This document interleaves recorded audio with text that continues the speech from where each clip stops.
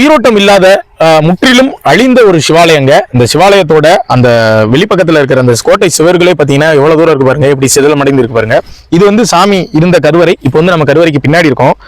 உயிரோட்டமற்ற இந்த சிவாலயத்துல சாமி எவ்வளவு உயிரோட்டமா இருக்காரு அப்படின்றத நான் உங்ககிட்ட காட்டுறேன். சாமி இருக்கிற கருவறை தாங்க இது. நான் சொன்னேன்ல சாமி உயிரோட்டமா எவ்வளவு இருக்காருன்னு பாருங்க.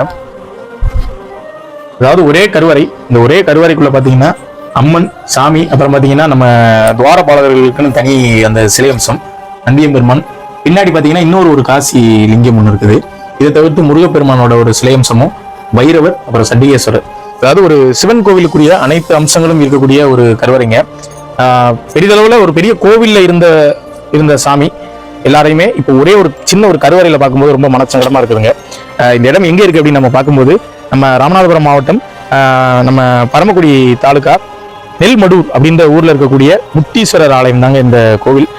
முடிஞ்சா நேர்ல வந்து அடியார்கள் எல்லாருமே பாருங்க. குறிப்பா அடியார்களுக்கு ஒரு கோரிக்கை, நீங்க அவசியம் நிச்சயம் இந்த ஊருக்கு வரணும், இந்த சாமியை வந்து நிச்சயம் பார்க்க வரணும். ஏன்னா இந்த பக்கத்துல வந்து உத்தரவாசம் அங்கே இருக்குது. அங்க எத்தனையோ அடியார்கள் போறீங்க, அதுல ஒரு பாதி பேர் வந்தா கூட இந்த தலம் வந்து ஒரு பெரிய லெவலுக்கு போகுங்க. அதனால தயவு செஞ்சு இந்த காணொலியை நிறைய பேருக்கு ஷேர் பண்ணி தெரியப்படுத்துங்க. இப்படி இருக்கிற சாமிக்கு இன்னும் கூடிய விரைவில் ஒரு மிகப்பெரிய கோவில் எழணும் அப்படின்றதான் எங்களோட ஆசை. அதனால தயவு செஞ்சு காணொலியை நிறைய பேருக்கு ஷேர் பண்ணி தெரியப்படுத்துங்க.